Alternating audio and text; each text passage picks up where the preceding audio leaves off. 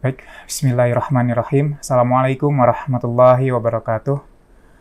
Apa kabar rekan-rekan semua, para mahasiswa yang saat ini kita masih dalam keadaan sehat walafiat tanpa kekurangan sedikit pun. Izinkan saya untuk memperkenalkan diri saya pribadi. Saya, Erik Gunawan, selaku dosen klinik spesialisasi kompetensi bidang manajemen rekam medis. Baik, pada pertemuan pertama ini di KSK, MRM, Manajemen Rekam Medis, pertemuan pertama, yaitu terkait dengan konsep rekam medis. Ya, tentunya kita sering dengar yang namanya rekam medis, tapi banyak sekali yang memang sepertinya salah kaprah. Rekam medis itu apakah mirip kayak radiografer gitu ya? Sama-sama merekam, begitu. Sama-sama dengan ada konteks perekaman begitu. Nah, kita harus tahu nih, jangan-jangan Anda yang memiliki atau menginginkan dari pengetahuan rekam medis malah menyasar pada konteks radiografer. Ya, kita lihat dari pengenalan rekam medis atau konsep rekam medis yang sekarang ini. Bisa kita lihat dalam tayangan di layar kaca Anda, ya, kita bisa mengetahui bahwa banyak sekali istilah-istilah yang berlaku saat ini. Banyak sekali, ya. Bahkan tentunya tidak kita sadari bahwa istilah tersebut terucap oleh tenaga kesehatan. Ya, kita lihat di sini ada istilah-istilah rekam medis yang ngetren nih.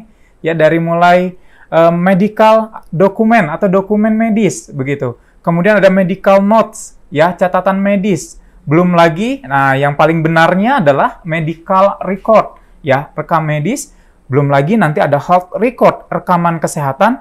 Nah, ada lagi personil health record, yaitu rekaman kesehatan pribadi, kemudian ada family health record, rekaman kesehatan keluarga, dan medical report atau laporan medis.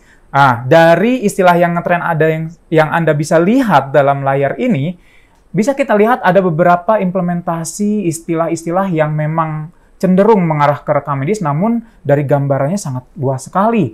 Tentunya kita bisa lihat, kalau orientasinya pada medical record, otomatis itu hanya pada berkasnya.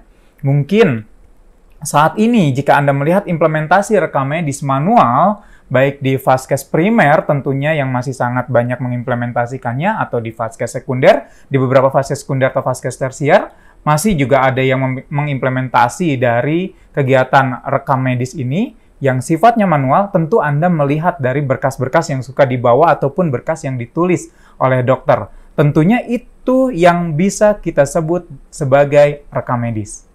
Yang kedua, boleh jadi rekam medis yang diimplementasikan adalah rekam medis yang bersifat elektronik.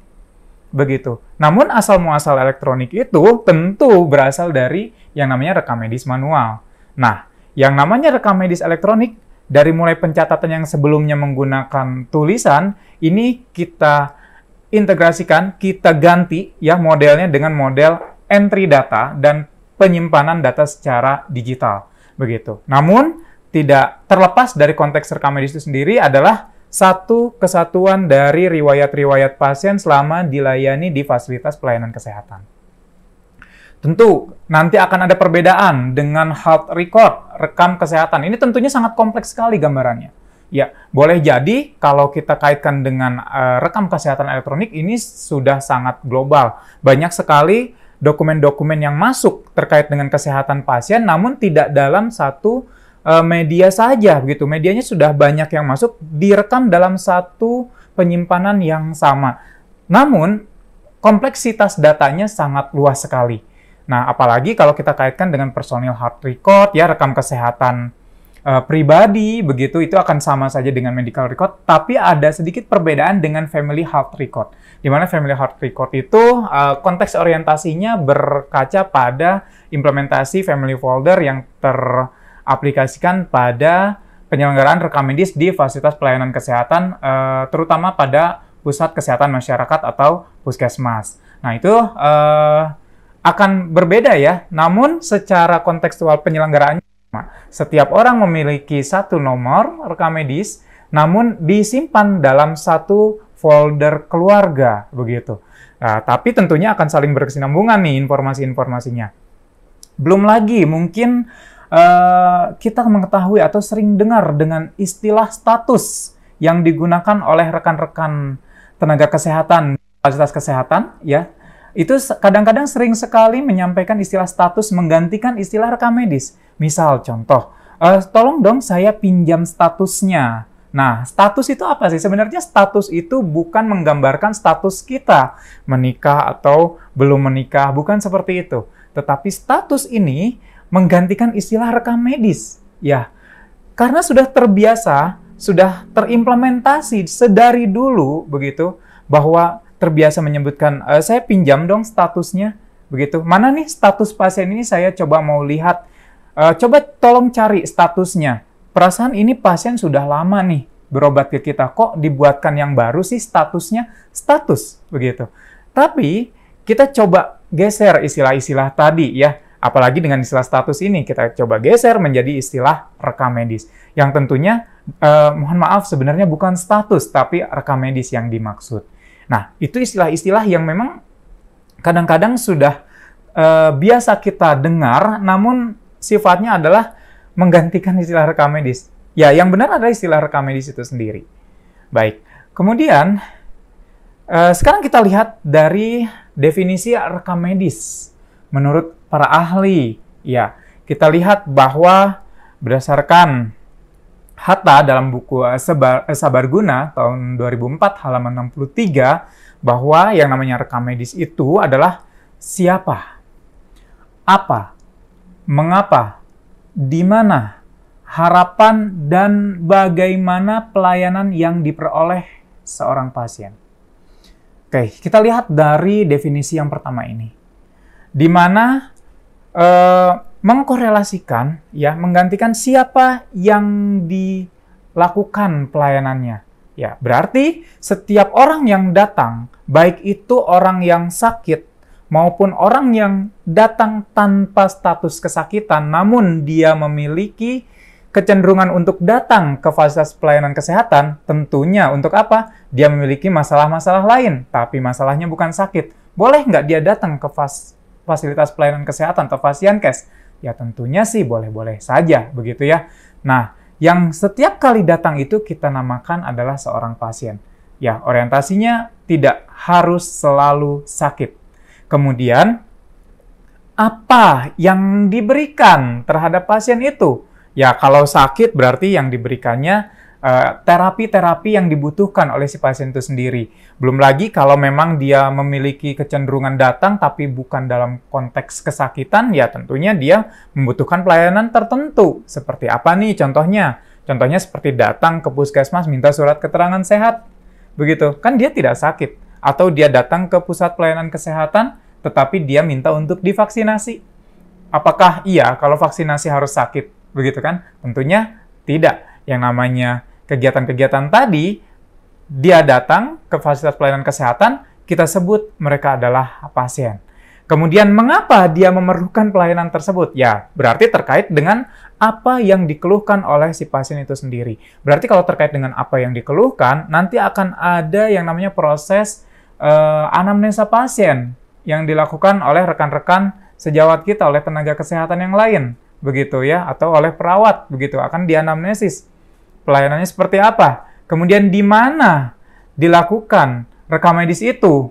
Ya, berarti kalau kita lihat konteksnya, di mana ini tidak menutup kemungkinan dari fasilitas pelayanan yang memberikan pelayanan kesehatan dari tingkat sekecil apapun sampai yang sekompleks manapun, itu wajib yang namanya ada penyelenggaraan rekam medis. Ya, tentunya kita selalu melihat yang namanya pelayanan-pelayanan kesehatan yang berlaku yang ada di Indonesia ini. Kita lihat dari konteks paling kecil. Yang pertama, ada balai pengobatan atau dokter praktek. Apakah mereka tidak memerlukan rekam medis? Tentu perlu. Bahkan ada yang lebih kecil sekalipun. Contohnya apa? Penyelenggaraan bakti sosial yang temanya adalah menyelenggarakan pelayanan-pelayanan kesehatan berupa terapi-terapi khusus yang diberikan kepada pasien. Contoh banyak sekali kita kenal, ada bakti sosial penanganan katarak atau bedah katarak, ya, penanganan bibir sumbing, begitu. Apakah mereka tidak memerlukan rekam medis? Tentu wajib, karena rekam medis itu sangat penting sekali fungsi dan kegunaannya. Nah, nanti kalau kaitan dengan kegunaan akan saya bahas nih untuk di sesi yang lain, begitu ya. Kemudian Bergeser tadi ada dokter praktek serta balai pengobatan. Kita geser kembali pelayanannya ke yang lain, yaitu temanya ke pusat kesehatan masyarakat atau puskesmas. Nanti juga ada klinik utama, ada juga klinik pratama, ada juga yang namanya rumah sakit, baik nanti rumah sakit umum maupun rumah sakit khusus begitu. Ya, namanya terkait dengan implementasi rekam medis itu sendiri justru sangat kompleks ya, gitu ya. Nah, itu tidak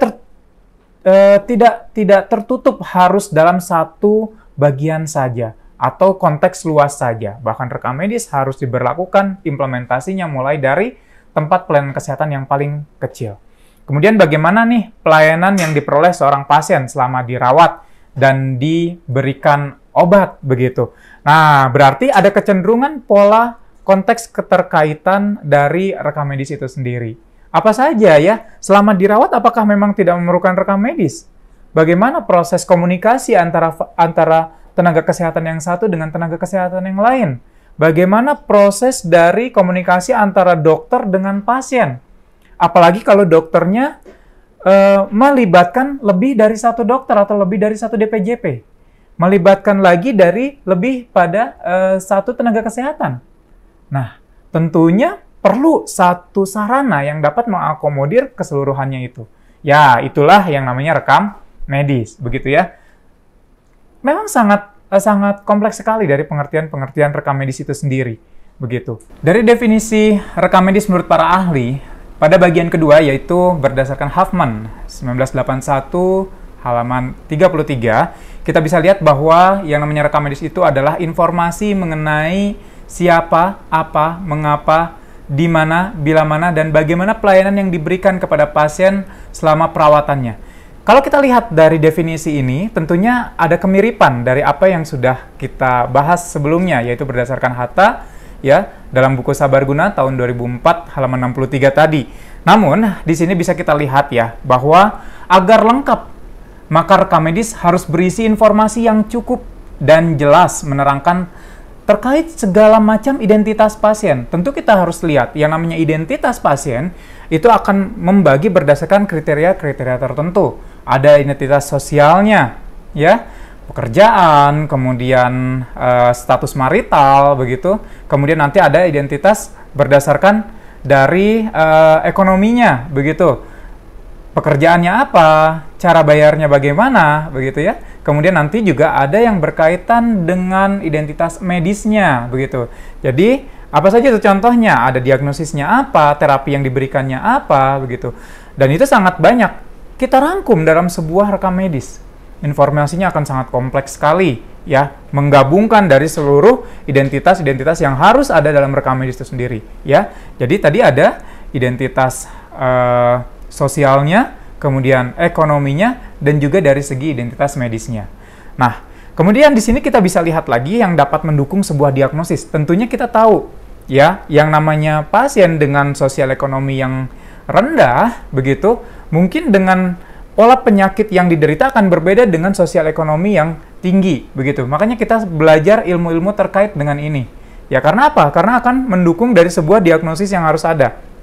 Dan membenarkan pengobatan yang diterima serta mencatat hasil-hasil pemeriksaan secara tepat. Hasil-hasil dari pemeriksaan-pemeriksaan penunjang lain akan dimasukkan ke dalam sebuah dokumen atau dalam sebuah rekam medis. Nah, selain itu, ada definisi rekam medis berdasarkan regulasi yang ada saat ini. Ya, bisa kita lihat dari regulasi yang kita pegang, yaitu Permenkes 269 tahun 2008, bahwa berkas rekam medis itu adalah berkas yang membersihkan dari catatan dan dokumen tentang identitas pasien, pemeriksaan, pengobatan, tindakan, dan pelayanan lain yang diberikan kepada pasien.